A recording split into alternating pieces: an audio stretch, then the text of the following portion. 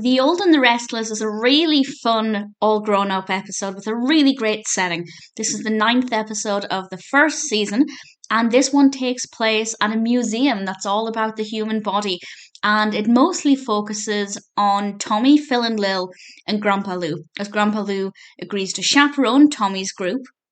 And Tommy is the one who's excited about this, but when they realise that Grandpa Lou is a little slower because he's older and he also likes to be very thorough with everything, the group aren't exactly happy with the pace of things. And Phil and Lil don't necessarily voice it to Tommy, but they do voice it to each other. But there are some other kids in Tommy's group who are very vocal.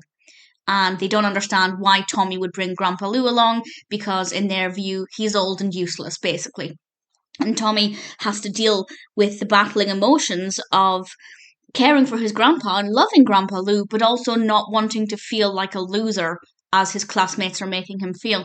And I think it deals with the topic really well, and I think it handles things very effectively. I won't say exactly what happens, but we also get the opportunity to see that actually Grandpa Lou isn't just old and useless, and there's more to him, and he's got more value than that. But I won't explain exactly how we get that message, but I needed to mention that because otherwise it seems like it's just an episode saying that if you're old, you're useless, which is absolutely not the case.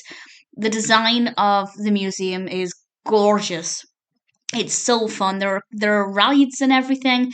There's a great shot, or a bit of animation rather, of Chuckie on a roller coaster, and I absolutely loved it. It's such a fun location, and we combine having a fresh environment, the museum, but with a full cast of characters because it's a school trip, and I think it works so well done. There are a couple of characters who aren't featured, but we still have a pretty decent cast. Dale isn't there. Dale is actually at the doctor's because he can't stop burping. It's a little bit ridiculous, but it's a story that I think will appeal to the target audience, definitely. And I have to say the voice acting there must be pretty difficult to constantly sound like you're burping. So I think that was very, very well done.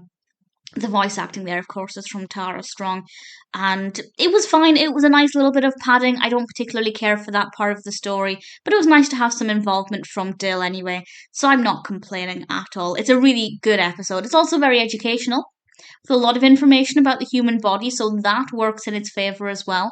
Needless to say, The Old and the Restless is, in my opinion, a really brilliant episode.